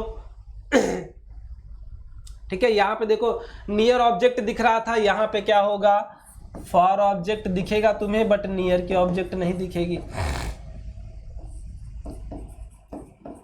ठीक है, ये दिखेंगे भाई बट नियर ऑब्जेक्ट क्या होगी, क्लियर नहीं दिख सकती है, आपको नहीं दिखेगी क्लियर। ठीक है, अगर ये केस हो रहा मतलब आपकी जो एरर है, आपके आंख में जो डिफेक्ट है वो क्या है, हाइपरमेट्रोपिया है, या फिर फार साइटेडनेस या लॉन्ग साइटेडनेस भी बोल सकते हो। ठीक है, समझे ध्यान से। अब यहाँ पे देखो एक चीज यहाँ पे बच गई थी। ठीक है, अगर नॉर्मल आई है, ठीक है, नॉर्मल आई है अगर तुम्हारा, तो तुम्हें पता है भाई फार यहाँ पे क्या होना चाहिए, फार इन्फिनिटी होना चाहिए था। मतलब फार पॉइंट भी क्या होता है, इन्फिनिटी से खिसक जाता है। ठीक है, मतलब अगर आपसे मायोपिक आई के केस में पूछा जाए फार पॉइंट, तो आप इन्फिनिटी नहीं बोलोगे, बोलोगे एक कोई डिस्टेंस होगी। ठीक है, यहाँ पे क्या होता है, फार पॉइंट भी क्या हो जाता है, फार पॉइंट भी क्या हो जाता है, शिफ्ट कर जाता है। ठीक है, फार पॉइंट भी क्या कर जाता है, शिफ्ट कर जाता है। ड्यू टू दैट आपको और दूर वाली चीजें नहीं क्लियर दिखाई देती हैं। बट यहाँ पे क्या होगा, नियर पॉइंट क्या हो जाता है, शिफ्ट हो जाता है। नॉर्मल आई के लिए यहाँ था, ये 25 सेंटीमीटर था नियर पॉइंट, बट हाइपरमेट्रोपिक आई के लिए कुछ 25 से ज़्यादा हो जाता है। ठीक है, मतलब उस 25 के पहले वाली, जैसे अगर नॉर्मल आई है तो मैं ये मान लो 25 सेंटीमीटर है यहाँ तक अगर, ठीक है, तो 25 सेंटीमीटर के पहले वाली चीज़ एकदम क्लियर देख पा रहे थे आप। बट अगर आप डिफेक्टेड हो, किससे, हाइपरमेट्रोपिक आई है आपकी, तो आप 25 नहीं, कुछ और आपकी जो नॉर्मल नियर फार डिस्टेंस होगी वो 25 से हो सकता है 35 तक चली जाए। मतलब 35 के पहले तुम लाओगे तो चीज़ें नहीं देख पाओगे। ठीक है, मतलब पास की चीज़ें नहीं देख पा रहे हो तुम, तो नियर पॉइंट क्या हो जाता है, शिफ्ट हो जाता है। यहाँ क्या लिखोगे कि नियर पॉइंट ऑफ आई क्या हो जाता है, शिफ्ट कर जाता है। ठीक है, ध्यान से समझो, ये लिख लेना, पूछा भी जा सकता है आपसे कि नियर पॉइंट ऑफ आई क्या होता है, शिफ्ट कर जाता है इस केस में। क्लियर। अब यहाँ पे जब तुम 25 सेंटीमीटर पे ऑब्जेक्ट रखोगे, ठीक है, तुम्हें इमेज क्लियर मिलनी चाहिए। एंड समझो ध्यान से, 25 सेंटीमीटर पे तुमने ऑब्जेक्ट रखा, तुम्हें इमेज क्लियर मिलनी चाहिए थी। बट उस केस में जो इमेज की फॉर्मेशन होगी, देखो नॉर्मल आई के केस में वो कहाँ होती, रेटिना पे होती। बट हाइपरमेट्रोपिक आई के केस में क्या होगी, फार फ्रॉम रेटिना। ठीक है, फार फ्रॉम रेटिना। तो ये लिख लेना और पढ़ भी लेना ध्यान से कि अगर आपसे बोला जाए कि हाइपरमेट्रोपिक के केस में इमेज फॉर्मेशन कहाँ होगी, तो फार फ्रॉम रेटिना होगी। क्लियर। क्यों, क्योंकि आपका जो फोकल लेंथ है वो क्या हो जाता है, यहाँ पे बढ़ जाता है। ठीक है, अब रीजन लिख लो भाई, क्या होता है यहाँ पे रीजन। तो पहला रीजन यहाँ पे देखो क्या बताया था, फोकल लेंथ घट जाता है। यहाँ पे क्या हो जाएगा, फोकल लेंथ क्या हो जाएगा, फोकल लेंथ आपकी रीजन जो हो सकता है, focal length of eye lens क्या हो सकता है, इंक्रीज हो सकता है। अब इंक्रीज करने के लिए दूसरा वाला फिर से केस, ये क्या था, कर्वेचर ऑफ लेंस क्या हो जाएगा, कर्वेचर ऑफ लेंस। ये आपके लिए मैं फिर से फिल इन द ब्लैंक छोड़ रहा हूं। ठीक है, सिंपल सा बढ़ जाएगा भाई। चलो, अरे सॉरी, चौथी चीज़, सॉरी तीसरी चीज़, यहाँ पे इलोंगेट हो रहा था तो ये इलोंगेशन नहीं होगा, दब जाएगा, ठीक है, कम हो जाएगा, कॉन्ट्रैक्ट हो जाएगा, ठीक है। इलोंगेशन, डी इलोंगेशन बोल दो, ठीक है। अब मुझे इस समय वर्ड नहीं याद आ रहा, तो D elongation of eye ball बोल सकते हो, ठीक है। वहाँ इलोंगेट हो जा रही थी, बड़ी हो जा रही, फूल जा रही थी, बट यहाँ पे डी इलोंगेट हो जाएगी। क्लियर। अब तुम्हें बताओ एक बात, तुम्हारी इमेज बन रही है यहाँ पे, तुम्हें बनवानी है इमेज यहाँ पे, तुम लाइट रे को कुछ अंदर की तरफ में बेंड करोगे यहाँ पे जाने के लिए, ये जाने के लिए अंदर की तरफ बेंड करोगे क्या, मतलब हमें कौन सा लेंस लगाना चाहिए, कन्वर्जिंग ना कि डाइवर्जिंग। हमें ऊपर तो लेके नहीं जाना है, अंदर दबाना है, तो कौन सा लेंस लगाओगे, कॉन्वेक्स लेंस लगाना पड़ेगा आपको, ठीक है। तो करेक्शन में कौन सा लेंस लगेगा, कॉन्वेक्स लेंस लगेगा। कौन से नेचर का, कन्वर्जिंग लेंस का। हम क्या करेंगे, कन्वर्ज करा देंगे लाइट रे को। क्लियर। लाइट रे को कहाँ कर देंगे, कन्वर्ज करा देंगे, और नियर पॉइंट को कहाँ शिफ्ट करा देंगे, 25 सेंटीमीटर पे, ठीक है, जितना नॉर्मल आई के लिए होता है। क्लियर है। चलो आगे, प्रेस बायोपिया। प्रेस बायोपिया सिंपल सा भी एक डिफेक्ट है, ठीक है, सिंपल सा। ये अगर आप बोल दो भाई कि मायोपिया प्लस हाइपरमेट्रोपिया एक साथ अपना इफेक्ट अगर किसी को दिखा रहे हैं, तो ये क्या होगा, सिंपल सा आपका प्रेस बायोपिया, ठीक है। सिंपल सा अगर दोनों इफेक्ट एक जगह मिल रहे हो तो रीज़न बात करोगे भाई, तो एज की वजह से भी आ सकता है, ठीक है, एज की वजह से। दूसरा, वीकनेस ऑफ सिलरी मसल्स भी बोल सकते हो कि वीकनेस ऑफ सिलरी मसल्स, मतलब फोकल लेंथ एडजस्ट नहीं हो पा रही है। क्लियर।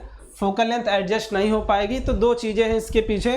पहली रीज़न क्या है भाई, आपकी सिलरी मसल्स वीकनेस हो जाए, या फिर आपके पास एज के कारण भी ये आ सकती है, ठीक है।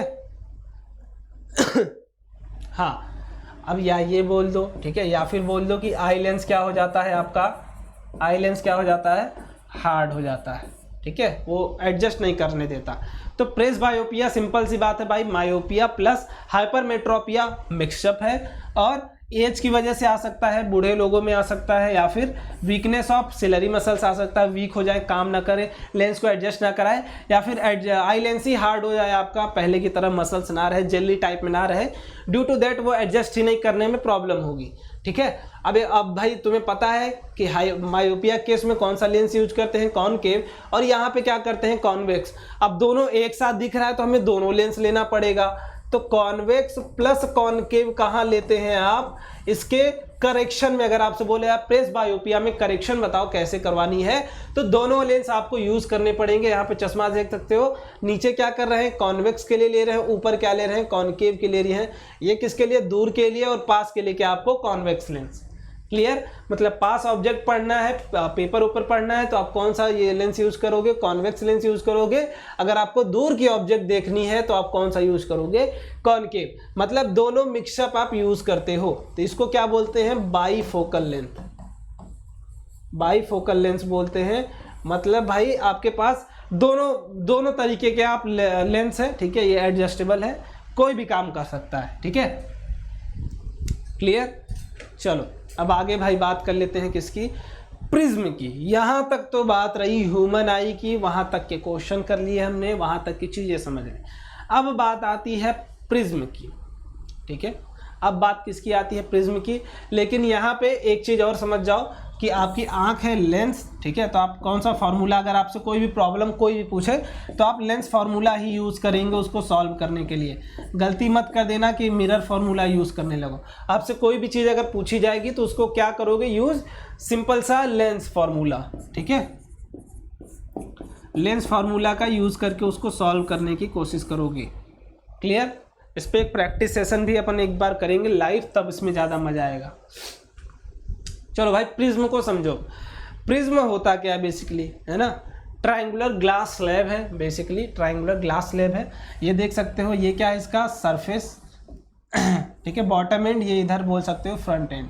सेम ऐसा ही ये क्या है, ट्रायंगुलर लेटरल सरफेस है इसके पास। ये क्या है, रेक्टेंगुलर शेप का होता है, ठीक है।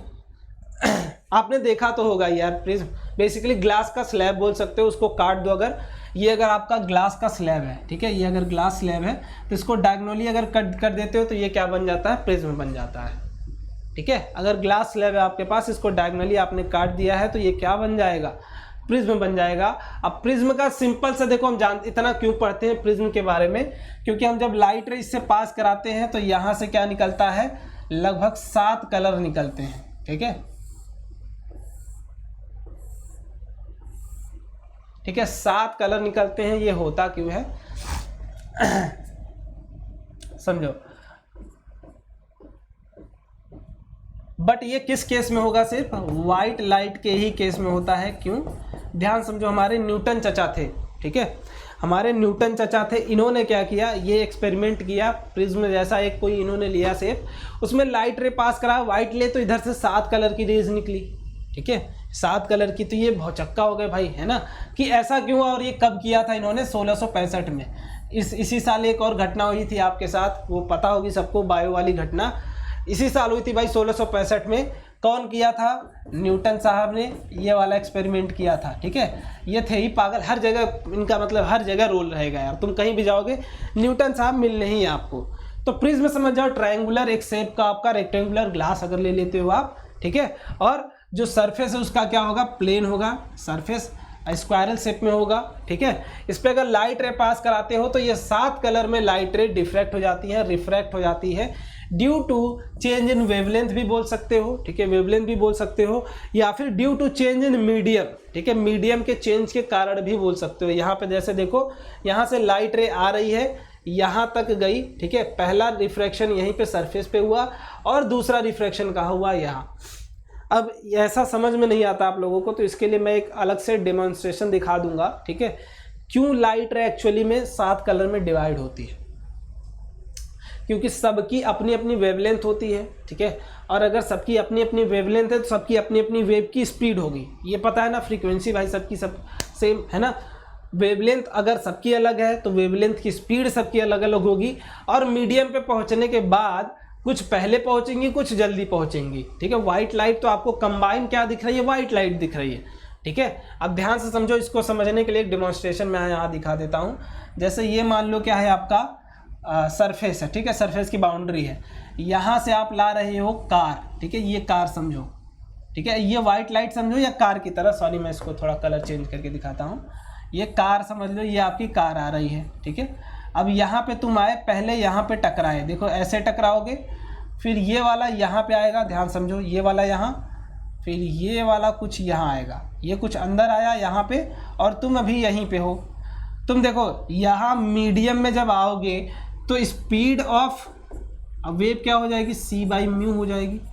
मतलब क्या, स्पीड घट जाएगी, है ना, स्पीड घट जाएगी। यहाँ मीडियम क्या है भाई, 1 मान लो एयर है, ये 2 मान लो कोई मीडियम म्यू है, ये इसका रिफ्रैक्टिव इंडेक्स 1 है।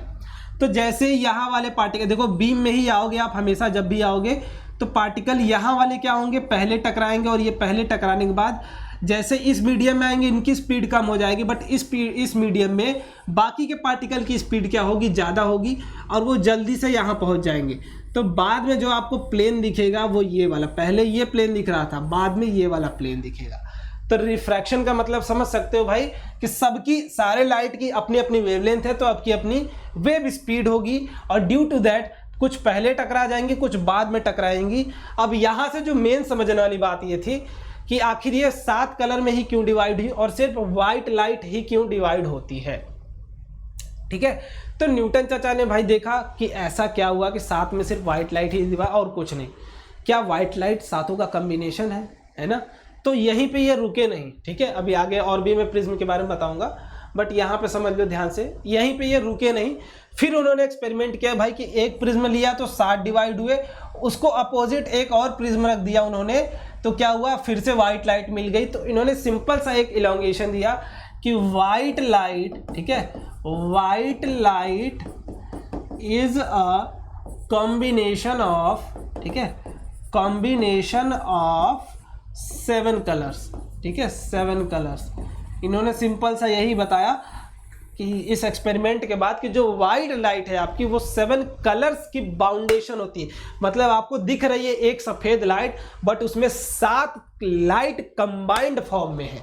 ठीक है। और वो जो पिछला केस अभी मैंने बताया था रिफ्रैक्शन के मीडियम चेंज के कारण, तब तुम्हें पता है भाई सातों पैरेलल ही चल रही होंगी अपने, ठीक है, सातों पैरेलल। तो पहले कोई टकराएगा, फिर कोई दूसरा टकराएगा, फिर कोई तीसरा टकराएगा, क्योंकि हम ऑब्लिकली इंसिडेंस करा रहे हैं। ये बात भी क्लियर है ना कि हमने क्या कराया था, ऑब्लिक इंसिडेंस कराया था किसी एंगल पे, ठीक है। इंसिडेंस क्या होता है, एंगल पे होता है, तभी ये चीजें दिखती हैं आपको, ठीक है। तो ये वाइट लाइट इन्होंने कराया, फिर उल्टा प्रिज्म रख दिया। तो ये अब बताओ, हमने जब ग्लास स्लैब पढ़ाया था आपको, ग्लास स्लैब, तो वहां पे तो ऐसा कुछ नहीं मिला था भाई। ये अगर डेंसर था तो ये अंदर की तरफ जब जा रही थी, अगर ये था तो ये बाहर की तरफ चली जा रही थी। ये केस पढ़ा था सबने, यही केस तो पढ़ा था।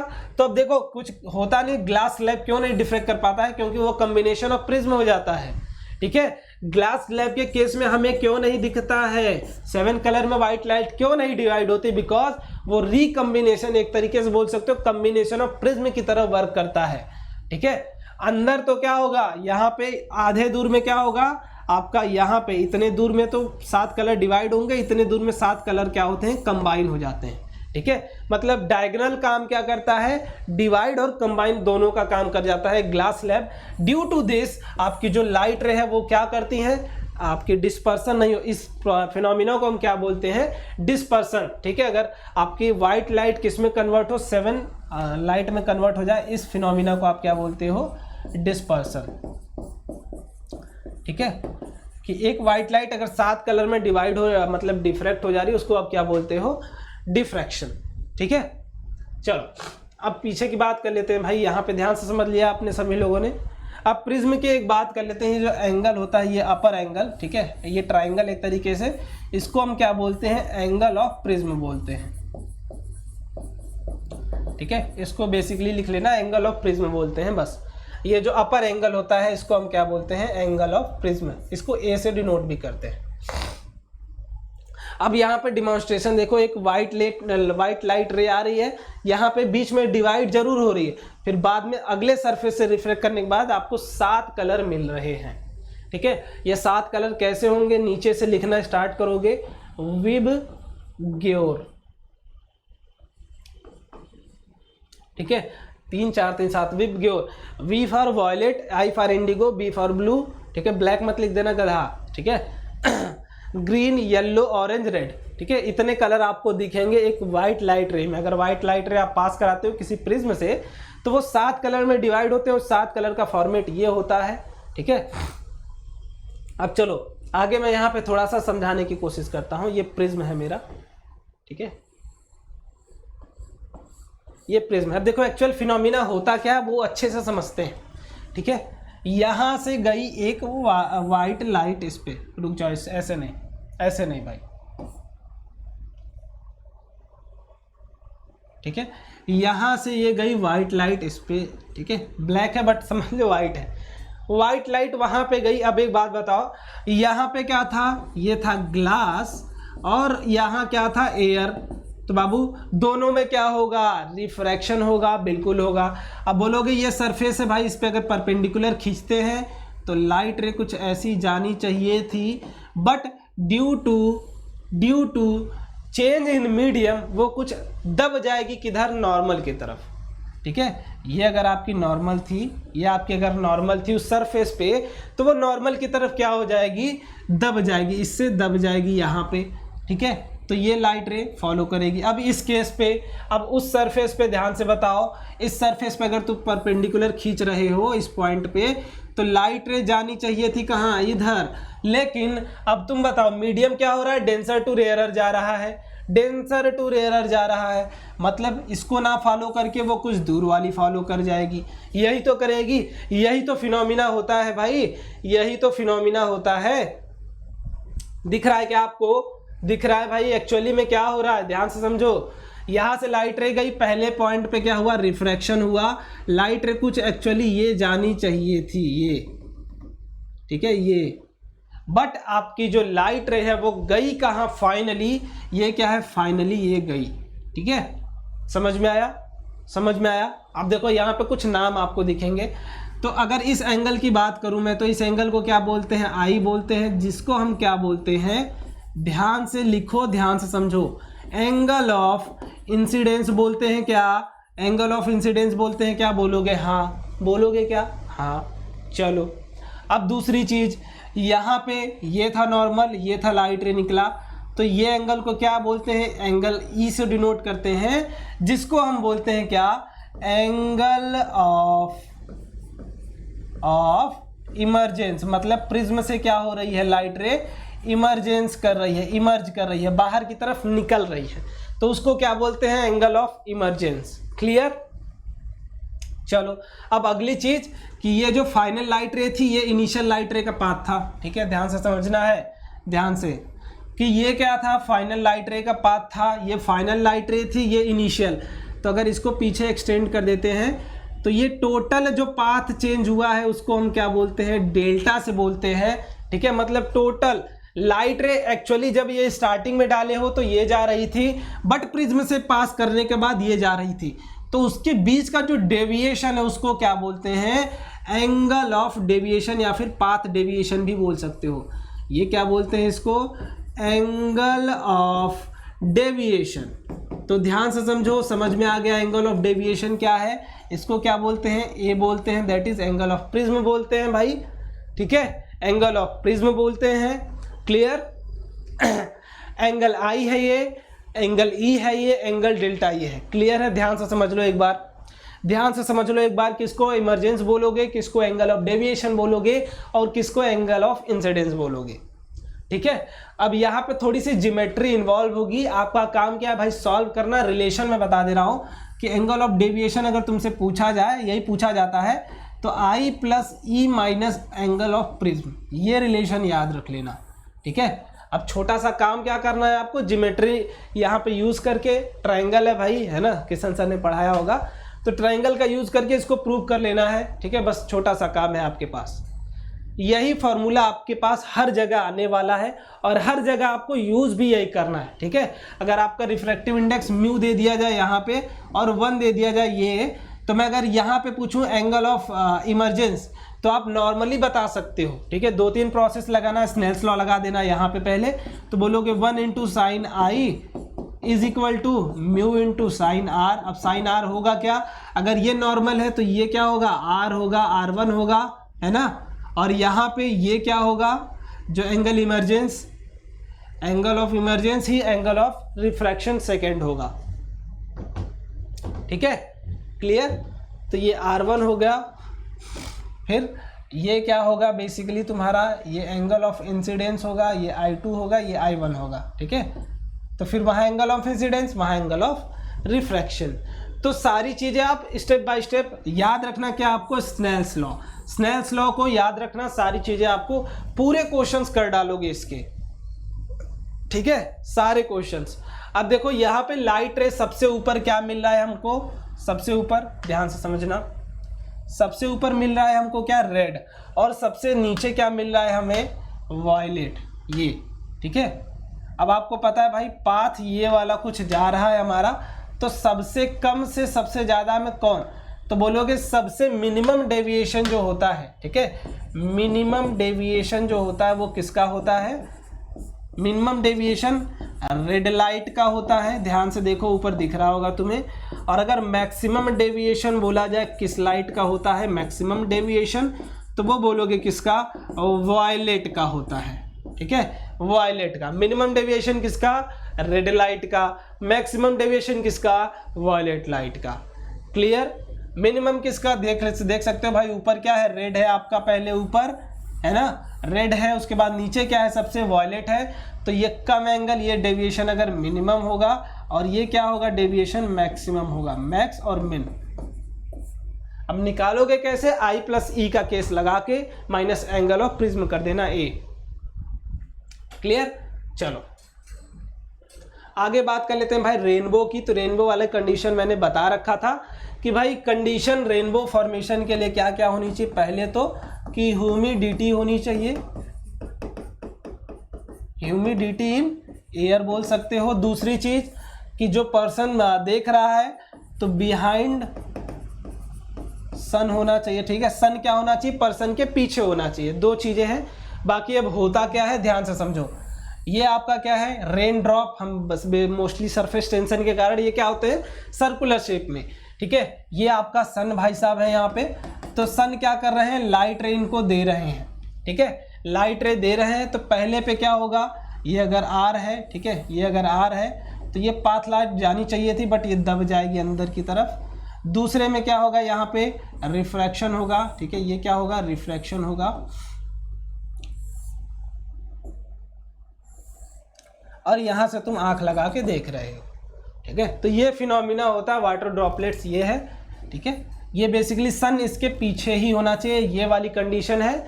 और जो एंगल बिटवीन, ये अगर तुम फर्दर एक्सटेंड करते हो और ये फर्दर एक्सटेंड करते हो, तो दोनों के बीच का एंगल क्या होना चाहिए, 40 से 42 डिग्री, ठीक है, इसके बीच में ही होना चाहिए, 45 तक भी शायद जाता है।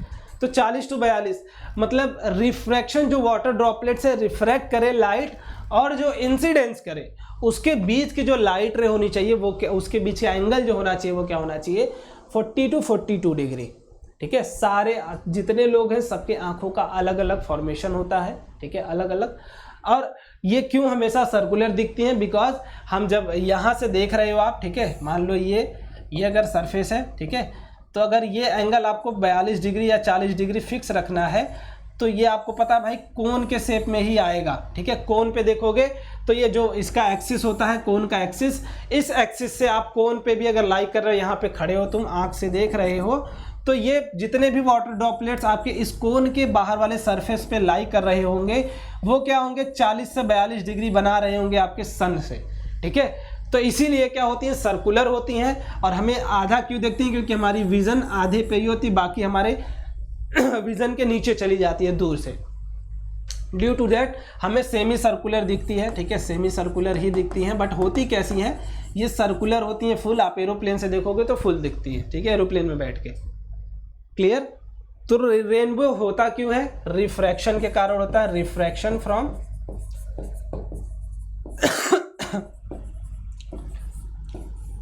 Water droplet. अब ऐसा नहीं कि इसमें रिफ्लेक्शन नहीं इन्वॉल्व है, मैं यही चीज़ तुम्हें रटाना चाहता हूँ कि पहले रिफ्रैक्शन बताया मैंने, अब दूसरी चीज़ क्या है, रिफ्लेक्शन। ध्यान से समझो कैसे।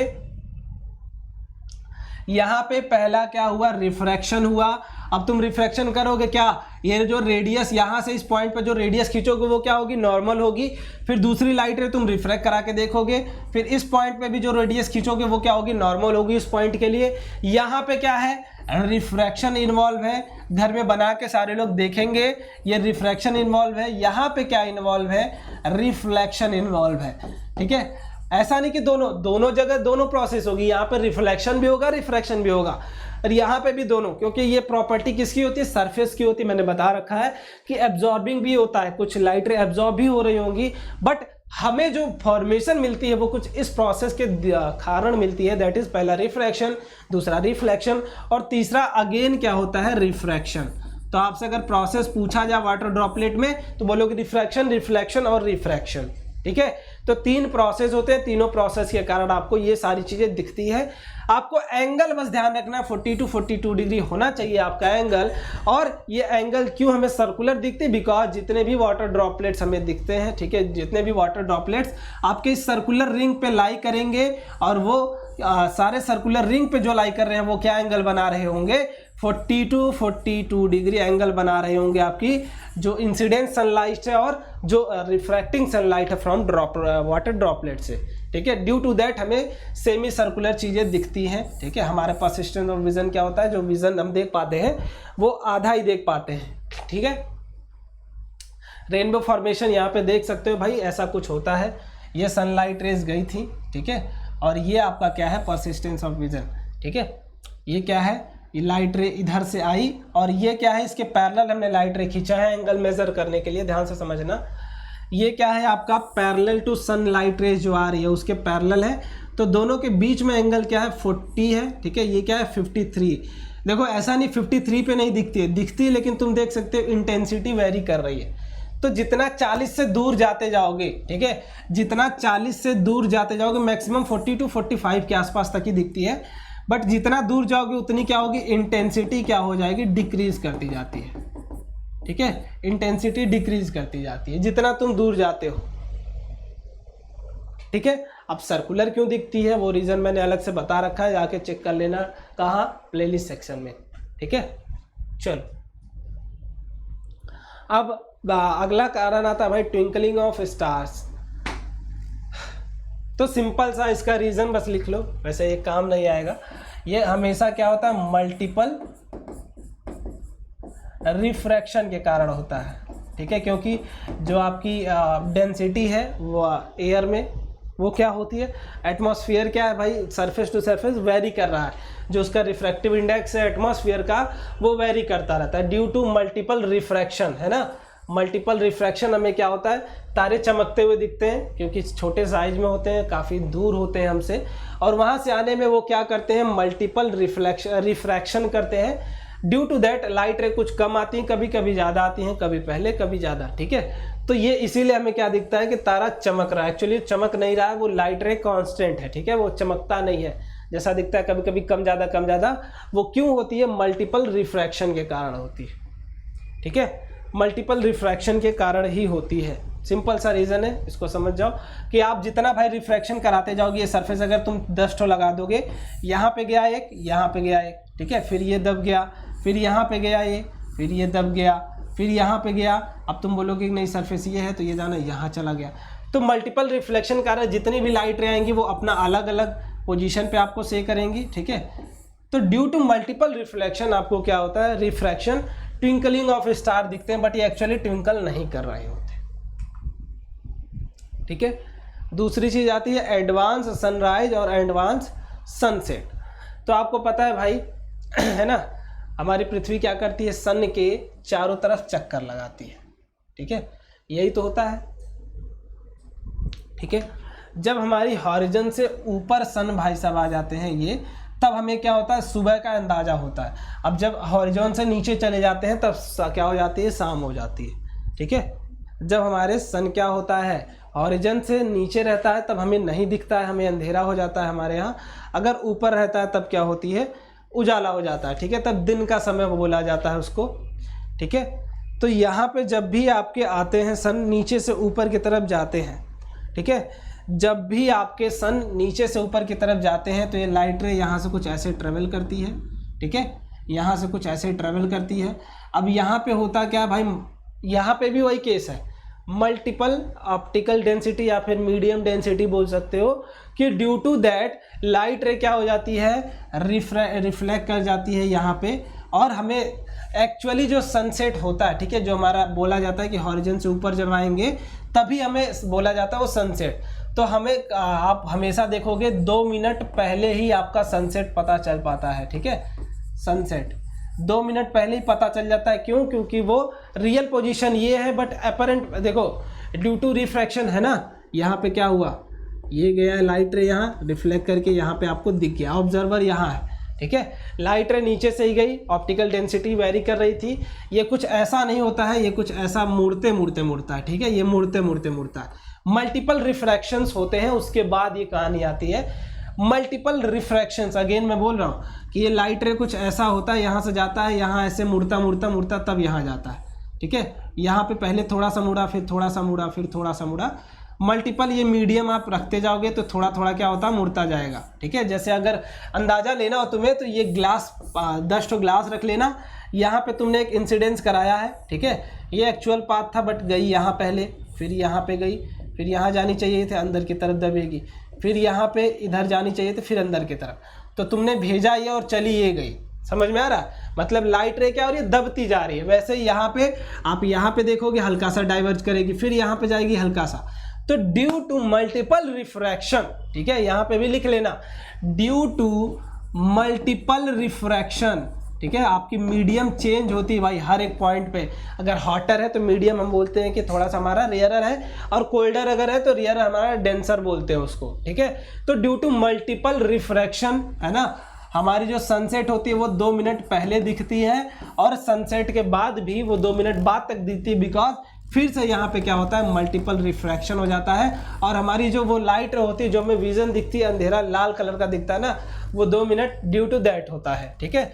2 मिनट आफ्टर सनसेट और 2 मिनट आफ्टर सनराइज, ठीक है, दोनों चीज़ें हैं, ये सनसेट वाला था, वो सनशाइन वाला, ठीक है।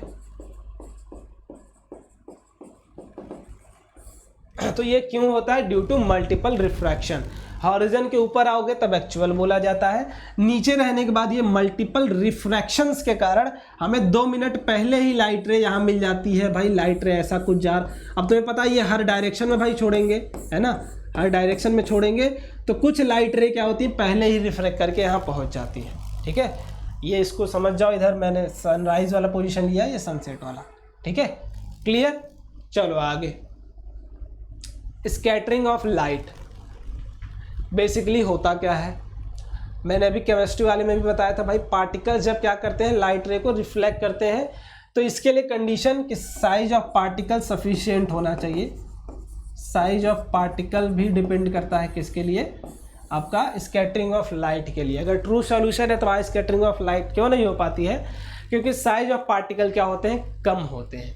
ठीक है, और स्कैटरिंग ऑफ लाइट दिखती किसके है मेजरली? वो शॉर्टर वेवलेंथ की जो लाइट्स होती हैं उनके ऊपर। जब आप लाइट रे पास कर रहे हो तो मीडियम में मल्टीपल पार्टिकल्स होंगे। ठीक है, ये करते क्या है, जो शॉर्टर वेवलेंथ की लाइट होती हैं उनको क्या करते हैं? स्कैटर, उनका पाथ भटका देते हैं। ये कुछ आ रही थी इनसे टकरा के इधर चली गई, ये कुछ आ रही थी इनसे टकरा के कुछ इधर चली गई, ये आ रही थी कुछ इधर चली गई। तो ये करते क्या है? पाथ डेविएट कर देते हैं हमारी एक्चुअल लाइट का। तो स्कैटरिंग ऑफ लाइट सिंपल सा।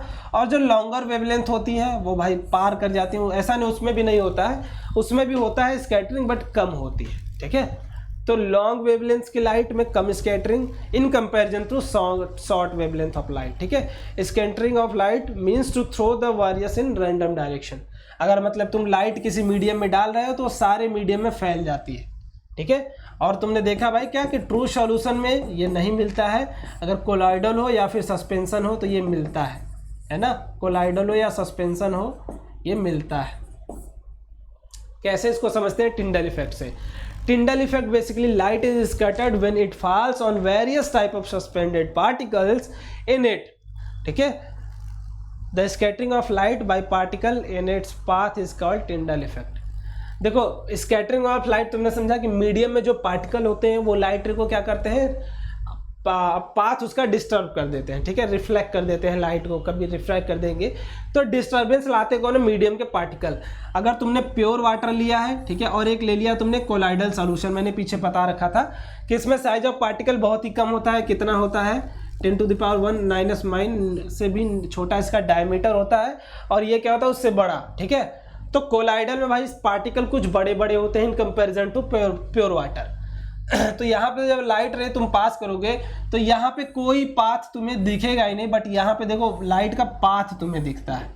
ठीक है, ये होता क्यों है? क्योंकि स्कैटरिंग ऑफ लाइट, अब जहाँ तक ये लाइट रे स्कैटर करेंगे, ठीक है, स्कैटर करते हैं वही हमें एक्चुअल दिखाता है। ठीक है, ये लाइट रे क्या करते हैं? ये पार्टिकल्स क्या करते हैं? लाइट रे को स्कैटर कर देते हैं, फैला देते हैं पूरा। अब ड्यू टू फैलाने के कारण भाई हमें पाथ दिख जाता है। ठीक है, तो इस इफेक्ट को क्या बोलते हैं? Tyndall effect.